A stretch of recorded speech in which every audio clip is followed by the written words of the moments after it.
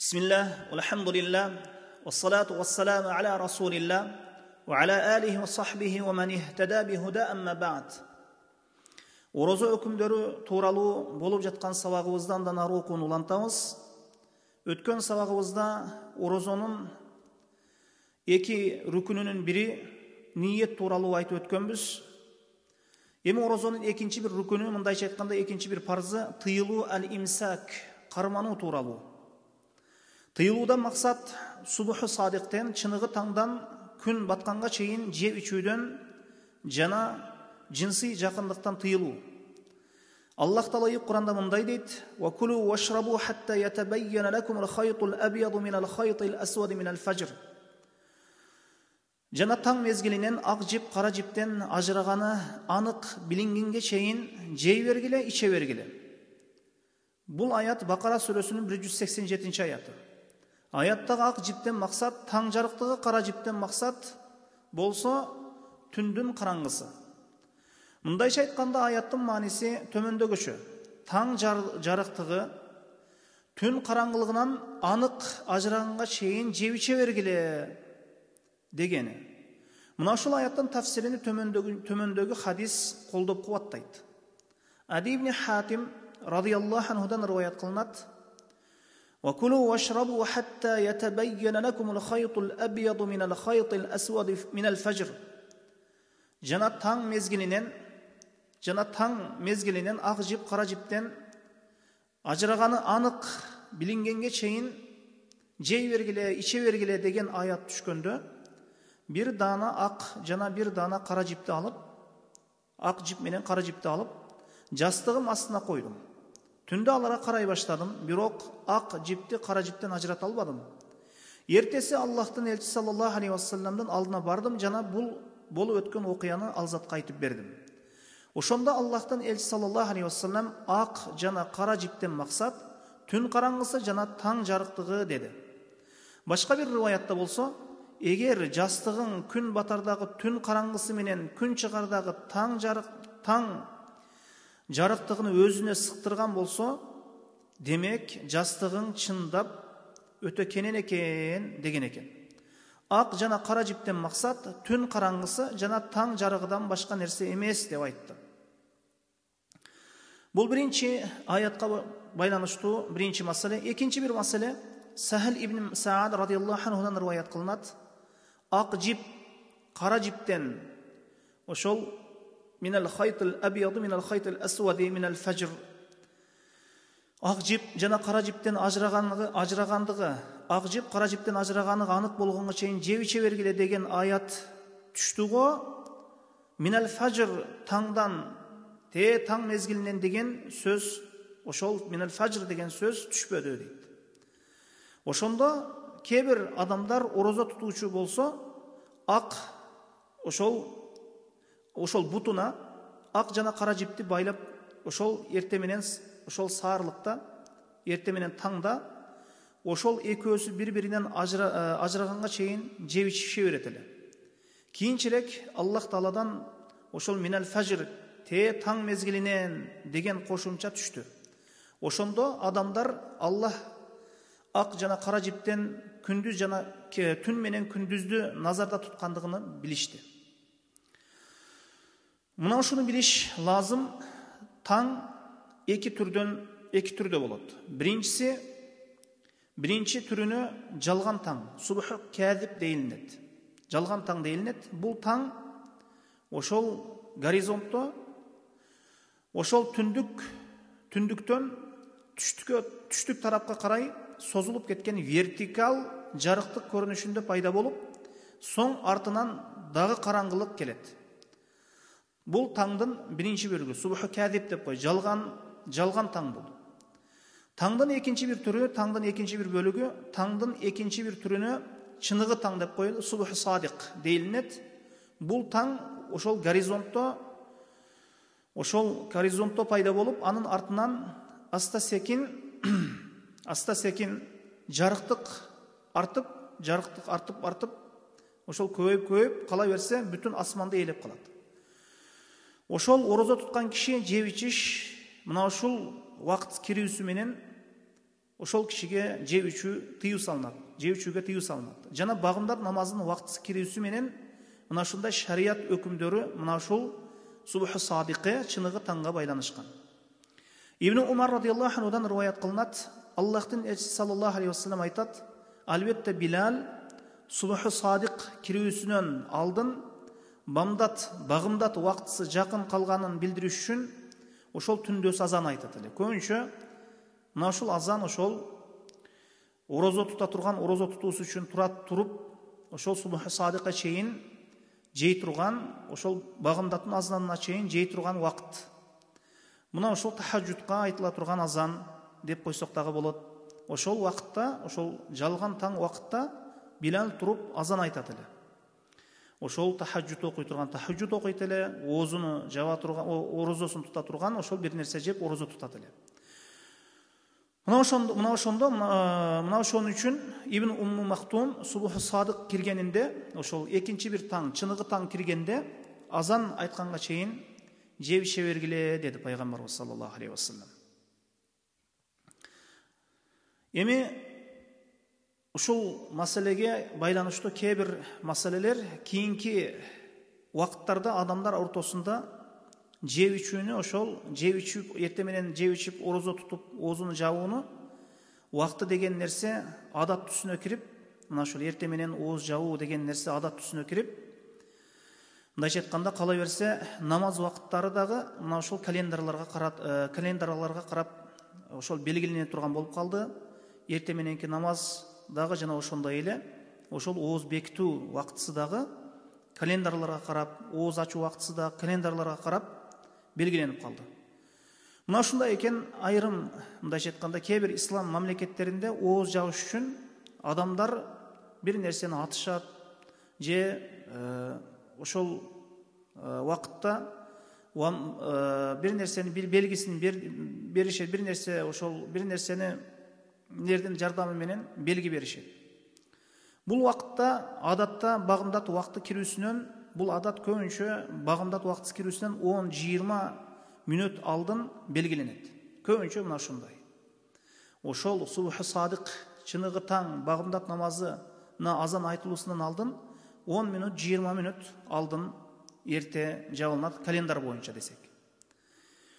Эми бул маселе адамдарга жеңилдетиштирүү, бул маселе дагы, бул нерсе дагы адамды, бул иш дагы адамдарга ошол ооз жабууну, ооз ачууну жеңилдеттирүү максатта жана ихтиятан, мындайча айтканда этият тарабына эске алып жолго коюлунган, бирок бул шарият тарабынан мындай кылуу шарт эмес. Мына ушуга ылайык бул убакыт кириши менен жеп ичиш арам болду деп айтылынбайт. Балким жогоруда баяндалгандай чыныгы ооз жабуу бул убакыты, чыныгы ооз жаба турган убакыт, жеп ичүү арам боло турган убакыт бул ошол чыныгы таңдан белгиленет. А бизде чыныгы таң кирбей туруп эле көбүнчө календар боюнча 10 мүнөт, 20 мүнөт алдын жабып коюшат. Мына ушуга карап белгиленип калган. Эми аллаху алам. Эми экинчи бир маселе, эгер орозо туткан киши күн батты деп же субху садик ошол чыкпаган, али тарабаган деген ойдо жеп ичсе, мына ушундан улам жеп ичкен убакытта ошол күн батпаганы билинип калды же субху садик убакыты киргени белгилүү болуп калса эмне кылат? Бул туурасындагы ражих пикирге көрө ошол инсан орозосун кайтадан тутуусу парыз болбойт. Балким ошол орозо туткан кишиге эч нерсе болбогондой эле орозосун уланта берет. Мисалы үчүн бир киши күн батты деп ойноп орозосун, булуттуу күн эле күн батты деп орозосун ачып койду. Караса күн батпаптыр, булуттардын ичине чыгып келди. Эми бул ражих пикирге көрө, туура пикирге көрө дейт. Эми ал кишиге орозосун эч нерсе болбогондой эле уланта берет. Жана ошол күнүн казасын кармап бербейт дейт. Бул маселе хилаф маселе, алымдар ортосунда талаш бар. Кээ бир алымдар тутуп берүүсү керек дейт. Жана кээ бир адамдар, мисалы үчүн субху садик, мисалы үчүн дагы бир мисал, субху садик, ошол таң жарый элек, субху садик, чыныгы таң кире элек деп жей берди, караса субх садик кирген экен, бары жок жарып кеткен, кала берсе күн чыгуусуна да аз калган. Мына ушул адам дагы орозосун казасын кармап берүүбүз керекпи десе, туура пикирге көрө каза кармап бербейт. Анткени бул инсан атайлап жасаган жок, билбестиктен жасады бул нерселерди. Аллах Таала Кур'анда айтат: ката кылган иштериңерде силер үчүн күнөө жок, бирок жүрөгүңөрдө ошол нерсени каст кылган, ошол максат кылган иштериңерде күнөө бар деген. Ахзаб сүрөсүнүн 5-аятында. Эми инсан билбей бир нерсени жасаган болсо ал кечиримдүү. Эми бул маселе дагы хилаф маселе, алымдар ортосунда талаш тартышка себеп болгон маселе. Кээ бир алымдар тутуп берүүсү керек деп казасын айткан. Эми Аллахтын элчиси саллаллаху алейхи вассалам айтат, мына ушул биз ошол туура деп жана туурарак деп эсептеген пикирге көрө ошол каза кармап бербейт. Мисалы үчүн бир инсан күн батпай туруп оозун ачып алган болсо, билбестиктен, билбей жей берди, таң жарып кетти, караса таң жарып кеткен. Мына ушул инсанга каза важип эмес деген маселеге далил келтире турган болсок, Аллахтын элчиси саллаллаху алейхи вассалам айтат: албетте Аллах Таала үммөтүмдөн катаны, унутууну жана мажбурланган себеп жасалган иштердин күнөөлөрүнү кечирди. Мындайча айтканда, алардын мойнуна сакыт болду, кечирилди дейт. Инсан бир нерсени ката кылып жасап койсо, унутуп жасап койсо, же мажбурий түрдө жасап койгон болсо, бул иштери кечиримдүү болуп саналат. Заид ибн Вахбтан риваят кылынат, адамдар Умар ибн Хаттаб радияллаху анхунун заманында ооз ачышты. Хафса радияллаху анханын үйүнөн бир чоң идиште суу алып чыгышты, жана адамдар андан ооз ачышты. Арадан бир аз өтүп, булуттар арасынан күн көрүнүп калды. Бул адамдарга өтө оор батты. Анан ошол күндүн казасын кармайбыз деп айтышты. Ошондо Умар радияллаху анху: эмнеге каза кармайсыңар? Аллахка ант, харамга ооп кетип, муну атайлап максат кылып, мындайча айтканда атайлап кастан максат кылып кылбадык деп айтты. Каза кереги жок, муну биз максат кылып, мындайча айтканда атайлап жасаганыбыз жок деп айтты Умар радияллаху анху. Асма бинти Абу Бакр радияллаху анхумадан риваят кылынат, күндөрдүн биринде Аллахтын элчиси саллаллаху алейхи вассалам заманында булуттуу күндө ооз ачтык. Кийин күн көрүнүп калды дейт. Күн батпаганы билинип калды. Шейхул Ислам рахимахуллах ушул хадисти ушол түшүндүрмө берип мындай дейт. Бул хадис эки нерсеге далалат кылат. Биринчиден, булуттуу күндө күн батканы анык болгонго карап туруп, биринчиден булуттуу күндө күн батканы анык болгонуна чейин ооз ачууну кечиктирүү мустахаб эместигине далалат кылат. Мындайча айтканда, булуттуу күндө кечирээк оозуңду ач деген нерсе жок. Анткени сахабалар күн батканы анык болгонго чейин күтүп отурушкан жок. Ошондой эле саллаллаху алейхи вассалам дагы аларды мындай кылууга буйрубады. Күн бүркөк боло турган болсо, оозуңарды кичине кечирээк ачкыла деген нерсеге буйрубады пайгамбарыбыз саллаллаху алейхи вассалам. Кала берсе пайгамбарыбыз саллаллаху алейхи вассалам жана сахабалар жана алардан кийинкилерден көрө илимдүүрөөк. Кала берсе пайгамбар саллаллаху алейхи вассалам жана сахабалар алардан кийинкилерден көрө илимдүүрөөк. Жана Аллах жана элчисине сахабалар өтө мындай толук түрдө, мындайча айтканда, өтө баш ийген пенделер. Экинчиден, мына ушул хадис мындай убакытта каза тутууду парз кылбоосуна далалат кылат. Пайгамбарыбыз саллаллаху алейхи вассалам мына заманында адамдар күн батпай туруп, ошол күн бүркөк кезде оозун ачып койду, кийин күн пайда болуп калды. Пайгамбарыбыз саллаллаху алейхи вассалам эч бир ошол күндүн орозосун кармап берүүгө буйрубады казасын. Анткени пайгамбарыбыз саллаллаху алейхи вассалам сахабалар ошол күндүн орозосун каза тутуусуна буйрулушкан жок. Алардын ооз ачканы, мындайча айтканда, риваят кылынгандай, бул иш дагы мына ушул каза тутуусу дагы айтылынат эле, кабар берилет эле. Мына ушул иш, ошол каза тутуп берүүлөрү белгилүү, мындайча айтканда, бул иш, ошол каза тутуп берүүлөрү риваят кылынбагандан кийин мындан белгилүү болот: пайгамбарыбыз саллаллаху алейхи вассалам жана сахабалар каза тутууга буйрулушпады. Мына ушундай экен. Бул алымдардын пикирине көрө, бул албетте бул хадистерге ылайык, мынул риваяттарга ылайык, ошол ким оозуну, ошол орозосуну күн бүркөк кезде, күн батты деп билбестен ошол ачып кое турган болсо, ал орозосун билбегендей эле мындайча айтканда тута берет, уланта берет, ага эч бир каза важип болбойт. Бул туура пикирге көрө. Кээ бир алымдар каза важип болот деген. Эми бир инсан эрте менен жеп иче берди, субху садык кирип, бүт бар жок, ошол таң жарып кетти. Караса таң жарып кеткен, билген эмес, атайлаган эмес. Бул инсандагы жанагындай каза важип болбойт. Эми кээ бир алымдар каза важип дешкен, бирок мына хадистерге көрө, мына риваяттарга көрө каза важип эмес, мына ушул туурарак пикир, аллаху алам.